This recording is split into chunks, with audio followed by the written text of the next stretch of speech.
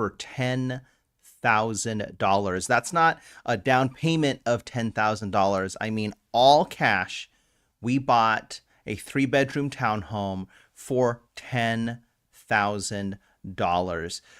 I mean, imagine what your life would be like if you were able to buy a house for $10,000. Imagine being able to transform your wealth by doing a quick fix and flip. Imagine being able to cut your living expenses down substantially. Imagine being able to get your first income property without risking your entire life savings.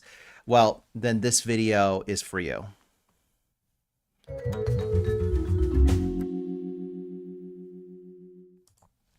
Hey everyone, my name is Richard Wayland, owner and broker of the Imagination Brokerage. I am coming to you live from our beautiful studio in Santa Ana, California. So we have been looking for the past about 3 or 4 months for a good deal in the Cleveland area. And, it's been a little tough, I'd say, over the past year and a half or so. I mean, really, by extension, ever since the pandemic, there's been a lot of increased investment interest in Cleveland. And I'll tell you, some of our last few deals, we were outbid by buyers from all over the world. There's a really high-end luxury real estate investment firm out of Israel that's been buying a bunch of homes in Cleveland, Ohio. So, word must be getting around all over the world that this is simply one of the very best places to invest, pretty much anywhere. So let's begin with talking about basically how we kind of found out about all of this and where we're at, and take a look at some of the things that we just started to buy. Here we go. Let's start here. Okay. So this one's very interesting. The view here is not very good because it's off market, so it's just like a bad Google Street View. Here's a little bit more of a view here. All right, so this is started out as a 4-unit multifamily home. And at some point in its history, the owner was able to legally subdivide it into 4 separate units and then perhaps sold them all off to different places. All we know is that right now, only like 3 out of the 4 units is owned by basically one family. And then the 4th unit ended up going into foreclosure. And then after multiple bites at the apple, as we say in the industry, it ended up at the big foreclosure sale for Cuyahoga County in Ohio. And we ended up getting this one for, let's see, so one of these was for $10,000. The other one was for $11,000. And then I'll show you the one last that we got for $5,000, which turned out to be a little bit of a mistake. But, live and learn, and we're going to use it as an opportunity to try out some really cool stuff. Okay, so I guess let me take a step back here and talk a little bit about how we got here and how we kind of started learning this. So about a year and a half, about 2 years ago, my business partner started working closer with a gentleman in Ohio that really has made a lot of built a lot of his career off of foreclosure auctions. And he had these 2 properties in hand. Both of them were single family homes, both kind of on the east side of Cleveland. And he approached my now business partner, Dulce, saying, hey, both of these are really great opportunities. I'm willing to sell them to you for dirt cheap. One of them was for $35,000. The other one was for $50,000. And, he said, hey, you seem like you've got a good thing going here. Dulce had at the time already done 2 or 3 good fix and flips on the east side of Cleveland. And, he said, yeah, like, would you like to buy these? Well, Dulce started realizing as she jumped at the opportunity, but as she started to go down the road of trying to finance this, she started realizing that there's this really kind of unique thing going on in this market, which is that let's say you have a house that's worth probably on the market when it's like in good condition, maybe $100,000 to $120,000. But these were houses that were in a condition that was a little bit too rough. Maybe they would be normally worth like $80,000 or $90,000. But because they're in bad condition, they can't be purchased with a conventional loan. They, normally in that circumstance, people would have to get like a home renovation type loan, usually what's called a bridge loan or a hard money loan, in order to pick up these properties. It's called hard money because the property is technically in too poor of condition to necessarily be good collateral on that loan. And so they basically do it as like a non-collateral, like personally guaranteed loan with higher interest rates. And it's meant to be sort of, you're meant to refinance out of it as soon as the property is done. Anyway, even the hard money lenders were looking at these deals and going, well, you know what? We actually have a lending minimum of $100,000. So we can't do it. So, to this day, I've done some research over the last couple of years to try to find a hard money lender that can do under 100,000. There's a tiny, tiny handful that can, but really usually only within a tightly defined geographic area that they're familiar and comfortable with. Otherwise, they feel like, listen, it's too high risk and it's just not worth the risk for that amount of money. So, like if from their perspective, they could be making the big bucks with a, $200,000, $500,000, $1 million loan, they would much rather do that than deal with 20 super duper low income, super cheap loans. So, as just a business policy, they decide not to do it. Well, okay. That means that these houses are put in a situation that they can't be bought with any financing. So only people with all cash can come in and buy them. That really puts them in a really difficult position. And so all of a sudden, they go from probably what they should be worth, like $80,000 or $90,000, and they drop in half. Suddenly it's $40,000 or $50,000 for these houses. Another thing that ends up happening is, the property taxes are actually kind of high in Ohio. They're on average about 2 to 2.5%. I'd say some of your nicer neighborhoods can even be a little bit higher than 2.5%. And, there's for people who are in these, more underprivileged neighborhoods, these rougher areas, they have a hard time keeping up with their property taxes.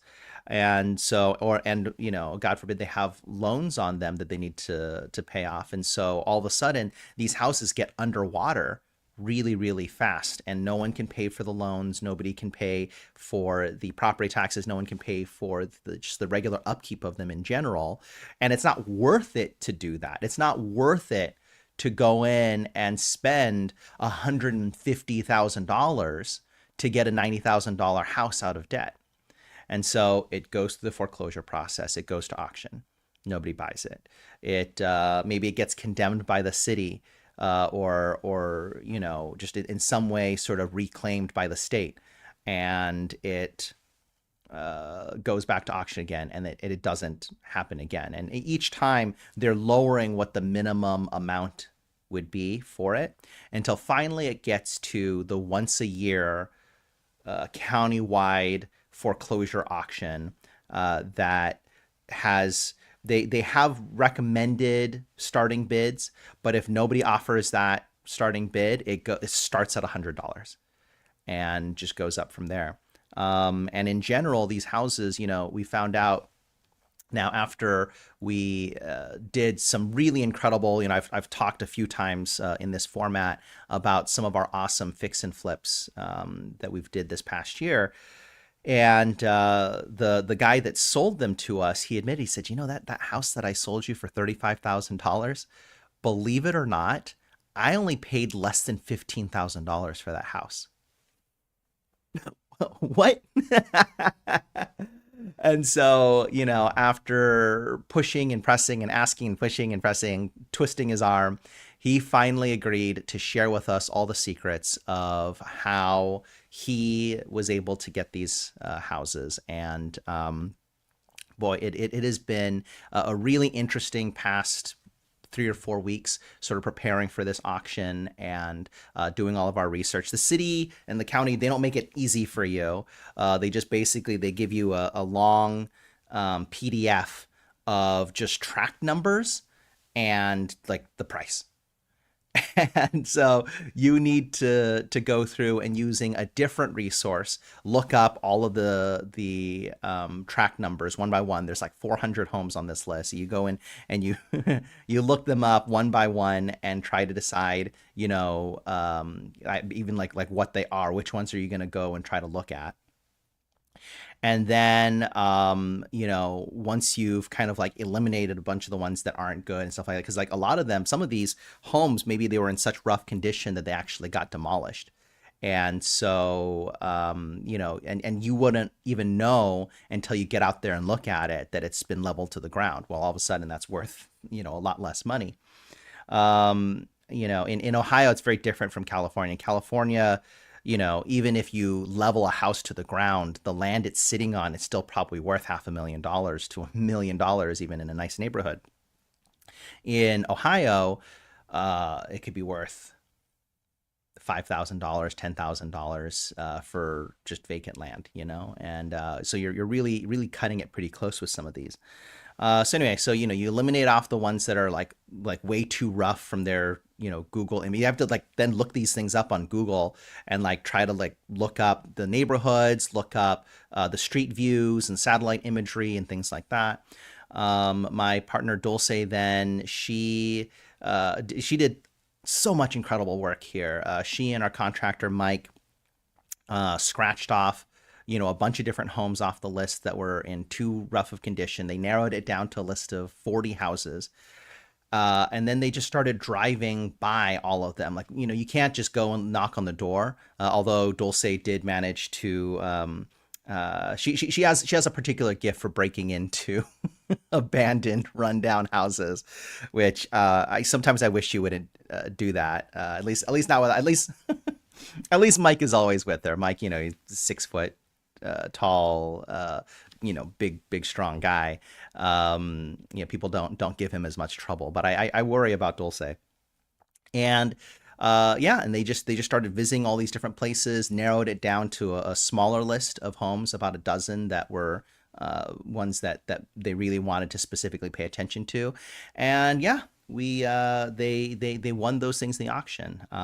We got one again for let's go back to this screen. This one, I think this one was $11,000. It is a 3-bedroom, 1 bath, about 1,000 square feet. Redfin estimate $66,000. And apparently this one may actually grow into a even more incredible opportunity for us, because the person, the family that owns the other 3 units, they're actually interested in potentially selling the 3 other units. Maybe they've got some issues with the maintenance and upkeep, or keeping up with the expenses of the other 3, and so they've just been thinking, what, maybe we should just get rid of this, and then all of a sudden we can turn this into a new 4-unit income property that we can do a lot with. 2 to 4 unit income properties, like small multifamily deals, can be really, really profitable. And this might be the perfect opportunity for us. A really great location. All right, let's talk about this one. Okay, so this one is also like another townhome, and it is kind of the perfect situation for kind of the opposite. And look, I mean, this is a nice neighborhood. Like, this is, look at this. This isn't bad. This isn't bad. And then just like one resident of this townhome community just wasn't able to keep up with their payments, and it got foreclosed. And here we are now. The Redfin estimate for this is $85,000, and we bought it for $10,000. $5,000, 3 bedroom, 1 bath, 1,200 square feet. And in this situation, there actually is an interested party. Like when they went to go look at it, Dulce and Mike ran into somebody that would be actually interested in potentially buying this unit. I guess they'd had their eye on it for a while and knew that, eventually it was going to go to auction, and then someone would have it and they like to buy it. And so, we are potentially going to go into negotiations pretty quickly on structuring some kind of payment plan. Like this is a good opportunity. Like I said, none of these are financeable. And so it creates this opportunity where we can finance it. We write a note and mortgage on the property and just do a seller financing on this one for this interested party. Um, so there's lots of options. Or obviously, we can just renovate it and then turn around and sell it ourselves, or renovate it, rent it out, do the same Section 8 affordable housing type projects we've been doing in this neighborhood, and rent it out for probably something like this would be as much as $1,500 a month in income. So a lot of great stuff we can do here with our $10,000 purchase. All right, now let's talk about this one. So this one looks pretty good on camera here. Look at these houses that, like these look like they were recently worked on. That's what I always like to see. I like to look up and down the street, say, the condition of some of the other houses. And some of these are maintained really well. And, this little one here looks like it's in pretty good shape. I don't know what was wrong with it. But the problem is that when Dulce and Mike went to go look at it, they saw, they were looking at, again, like a list of 40 houses, just quickly driving by them in some cases, if they, if it wasn't easy to get out and like walk around. And again, some of these, you're not really supposed to access it. Some of them have people living in them, and in some cases it's a tenant, some cases it's squatters. That can be a dangerous situation. Or after this transaction happens, the current owners are given an opportunity to get caught up on their tax debt, and then they get their house back and we get our money back, so like this they still have a couple months to be able to try to correct the situation. And and then after that time period, if they're still not able to, then we get it. And in order to get to this point, these homes have typically already been going through this process for about a year. So really the existing owner has had probably a year or more, in some cases several years, to try to catch up on the property taxes. Anyway, Dulce and Mike came and looked at this, and it's not exactly clear right now how this could have happened. But you see here, there's no curb, there's no numbers on the doors, and none of these other houses had numbers on their doors. And long story short, even though Google Maps shows this house here and they went and they thought they saw this house, it turns out this house was actually demolished. So it turns out that, I was about to get on here and say, hey, guess what? We bought a house for $5,000. No, unfortunately, we bought a vacant plot of land for $5,000. But you know what? A, live and learn, right? B, we actually have had, some contact with some wholesalers that do a lot of the low income stuff, including raw land. And, and then I was looking around at some of the comps too. Let's see, is this one of those? No. Okay. These didn't repopulate when I did this. Okay. I was doing some comps also on just trying to see, how much is vacant land selling for. And, it sells for, I think the lowest was about $5,500, and then the average is probably more around like $10,000. So listen, if we just kind of quickly double our money from $5,000 to $10,000, that's fine. And we kind of knew when we got into this situation that we might not be able to renovate every property. We might not get the chance to do development on every single property. What we can do is once we get into them, because we're not even really allowed to go into them for a couple months, but once we get in there and look at them, we'll be able to quickly see, all right, this is one that we can handle and renovate up for our ideal business model, or it's one that we're going to just kind of turn around and sell via a wholesaler, just sell to a wholesaler or other investors or things like that. We can get in there and just sort of clean it up, figure out all the permits and everything, and just go. So, one of the and then in this situation with the vacant land, one of the things that we could do is put it on the market for, I don't know, let's say $15,000. And while it's just sort of sitting there and we see if we get any inquiries or whatever on it, we do some additional permitting work on it, try to get it entitled. I mean, like at this point, this little $5,000 property is only going to cost us about $125 a year in property taxes. So our holding costs on it are not terribly high. I think my web domain costs more than that. But so we're going to, so we might as well hang on to it. Maybe we list it for sale and make a quick 10 grand, or we kind of like do the permitting process to do new construction on here. And then, once those plans get approved, then we can turn around and sell it to an investor. Now this is like fully planned, permitted, entitled for construction. Any contractor can just go in there and just build, or, we've been doing a lot of research on prefab homes, modular homes, things that, because ADUs have become really popular in California. I feel like manufactured homes of like a certain style and size have become more prevalent and cheaper and easier and faster to get. In fact, Dulce spent a bunch of time this summer in Pennsylvania, where there's a huge operation right now to build really affordable modular homes, just kind of like all across Eastern Pennsylvania and Western Pennsylvania.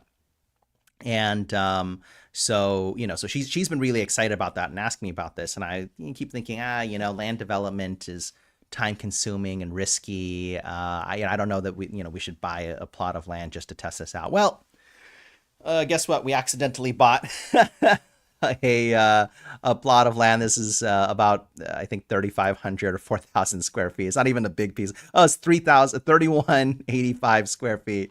So, not not ideal. I don't want to make Dulce feel bad though, because at the end of the day, this was a learning experience, and this particular lesson is I mean that's just part of the game, and yeah, and I'm basically 99% sure we can sell it for at least 5,000 and get our money back, and then maybe about like, I don't know, like 80% hopeful that we could just kind of turn around and sell it really quickly. And then, I don't know, I guess the more I think about it, the more I'm kind of getting comfortable with the idea of, developing it out further, putting like a modular home on here, prefab, a manufactured home on here, and just kind of see what that process is like, because it is exciting. It is something everybody's talking about right now.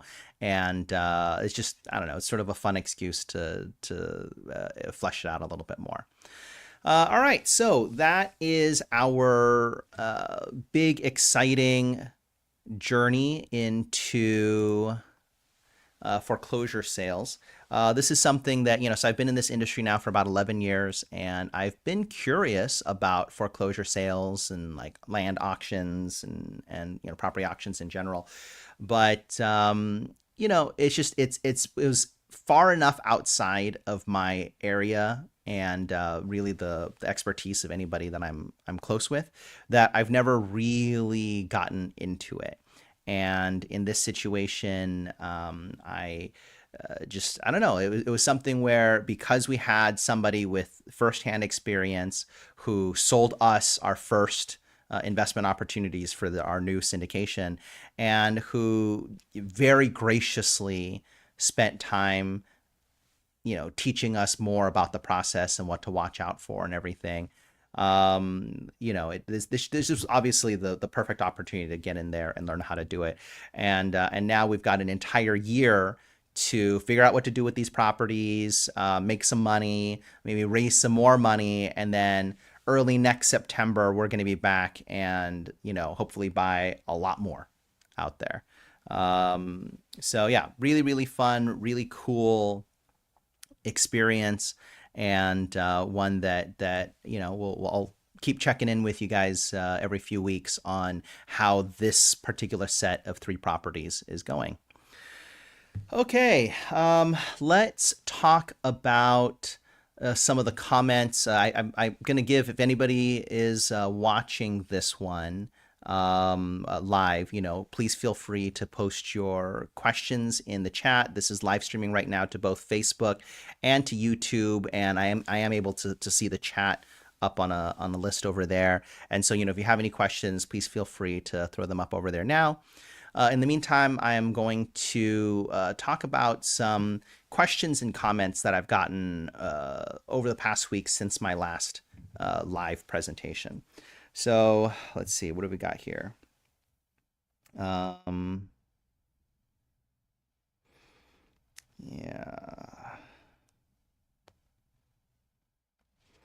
Okay, so this is one that directly relates to the conversation that we've just had. And it's one that I really want to get into in more detail. So you may recall last week I shared a comment from a YouTube poster named Young One 1985. And in it, they expressed just some of their frustration and despair about how, they're too broke, or maybe even our, like most of our generation is too broke to really be able to take advantage of these opportunities. And and then this person commented again on another video that I had posted. Maybe it was like a clip from the last live stream, or the one before that, something like that. They go, I like this marketing knowledge, but buyers aren't there because they're broke. Saw an article that showed 80% of price increases since the 90s was interest rates falling. At some point, the percentage of wage income needed for a repayment gets in the way of basic living cost, which is also climbing.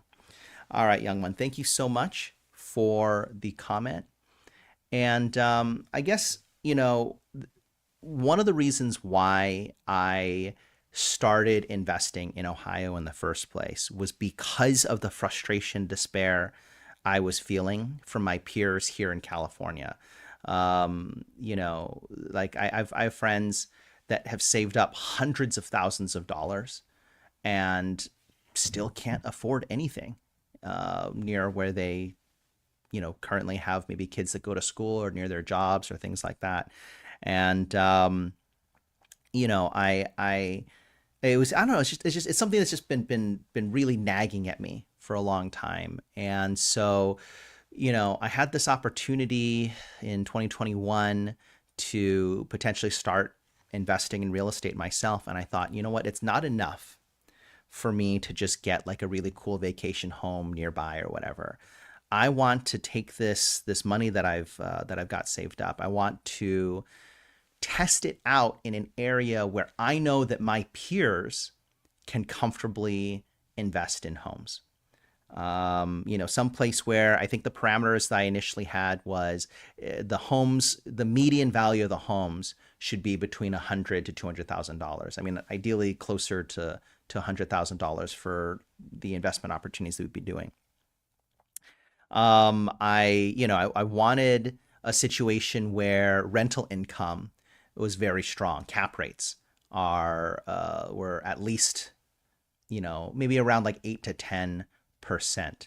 And what that means for those that don't know is that it's generating about 8 to 10% of its value in rental income every single year. And around that 8 to 10% mark is where it can comfortably cover even the fairly expensive loans of today. Because I knew that even though interest rates were really low 4 years ago, chances are they would kind of pop back up, and then we would, have to still be able to make those payments, that sort of thing, if we need to refinance or something. And so when you're in that 8 to 10% cap rate area, that's sort of like the break-even point for a commercial type quote unquote DSCR loan.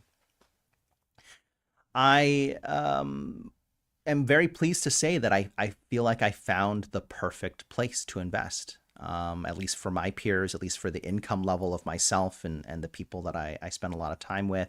We can't afford to go out and spend millions of dollars on income property, but going out here and buying a house for $10,000 and fixing it and flipping it, or even with a loan, buying a house that is income property that is between 150 to $250,000 for 2 units.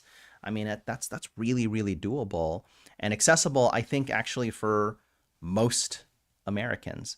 So, I can't say that real estate is the end all be all of investing. If you don't have savings in the tens of thousands of dollars range, then no, realistically, it's not like a good place to start. I would rather if you're, let's say you've got $20,000 to invest, I'd say, that's kind of right on that on the border. But I might like right at that, like anything lower than about that amount, I'd say, hey, give stocks a try. Start to listen to business and investing podcasts and real estate podcasts, watch videos like this, and start to learn more about the content. Read 3 real estate investing books before you really want to kind of get in and try doing it yourself, because every single one of those books might save you from one potential mistake. That's the other thing I try to aim for every single video I make, whether it's a short form 1 minute video or one of the long ones like this. I just want to save you guys from one expensive mistake. And if I can make enough of these and teach enough of them from my mistakes and all the instances of times where I've lost a few $1,000s here, a few $1,000s there, hopefully these videos can have real tangible value for you. Anyway, one thing I wanted to talk about as well is if you've got really just like under $100 to invest, or ideally maybe like $50 a month or something, 50 to $100 a month that you can potentially spare on investing. Maybe stocks isn't for you. Maybe the ideal thing for you to invest in is just invest in yourself. Spend that money on education. Spend that money on not just education, though. I think some people think, oh yeah, I need to spend this money like directly on something that will tangibly give me a certificate or a degree or get me into a particular company or program or career where I can keep learning this stuff. Yes, that is very valuable. But I'm just going to take just 1 minute to just say, what, your physical and mental and emotional health are also important. And with that money, you can get a gym membership, a personal trainer, a coach, a therapist, stuff like that. I got really stressed out and anxious and overwhelmed just about a month ago with all this real estate investing stuff, not really sure what we should do next. And I found myself frozen, kind of in an analysis paralysis, and just kind of feeling like, oh man, I've made a lot of mistakes and I don't know what to do next, and all that. And I started therapy again, and just within 2 therapy sessions, in 2 weeks, I, got my head back on straight. And, now we've bought 3 properties with, just put a deposit in on a 4th one and looking at number 5, just literally just a couple weeks of really focusing on myself, going back to the gym more and all that, put me in the right mindset and with the right vibe, with the right energy to go out there and just start making it happen again. And so, yeah, I'll just say that don't forget to invest in yourself first, your own health first, because that's the most important thing. And then you can start worrying about how much money you're able to generate, and then how much wealth you're able to grow for your children and children's children and everything, moving on forever. Um, all right. So let's see. I think I may have kind of jumped in here a little bit too late in the day, hit a bunch of traffic on the way here, so I don't have any live comments to this. But if you're watching this video sometime in September, actually really any time right now, um, and have any comments or questions that you'd like me to answer on next week's video, I am more than happy to do that. Again, I am doing these live Q&A sessions every Thursday from 4:30 p.m. to 5:30 p.m. Pacific time. So, whether you join me live and, ask me questions while I'm here on camera, or if you decide you would rather just sort of like, watch the pre-recording sometime later at your convenience and then kind of throw in your questions and comments, please feel free to do that. We are also taking out little bits and snippets of these as shorts and putting them out there. So if you comment on a short in this coming week, I should be able to see that and comment on it as well. My channel's still small, and I have the time and energy to be able to read every single comment, give you personal recommendations and feedback on every single question. And I'm going to keep doing that for as long as I possibly can. So please, please, please, please ask questions, stay curious, stay hungry, and I really wish you the best out there. So again, my name is Richard Whalen, owner and broker of the Imagination Brokerage. We are here in Santa Ana, California. If you would like to buy, sell, or invest anywhere in Southern California, I mean, we've done deals in Los Angeles, San Bernardino County, Riverside County, San Diego, Orange County. Like, we've been all over this year alone. And, in a market that has been slowing down, we've been selling houses in 8 days or less. For at or still even maybe above market in certain situations. And it's just that's our bread and butter. And then all of this investing stuff, we are going to be raising money for that as well. If you are interested in learning more about Ohio and or even investing in the one of the properties, whether if you want to do the new home construction on that vacant lot or be involved in renovating that townhome to sell, or being involved in helping us to acquire the rest of that fourplex and turning it into something really cool, reach out to us, because we are actively raising money. We've got a syndication already all set up for collect that money, so we can take care of all that stuff for you guys. Okay. Again, Richard Whalen, the Imagination Brokerage. You can find us at imaginationbroker.com. Thank you to Vliz Media. That's VLIZ Media. Our friends Sergio and Viri have been posting our content, not just on YouTube and Facebook, but also on LinkedIn, Instagram, TikTok, and on our newly revamped website. So thank you so much to Vliz Media. Overall, just like the energy and the inspiration and attention that we've been getting the past few months has been absolutely dynamic and phenomenal, and I'm so grateful for all of it. So thank you all for watching, and I'll catch you again next week.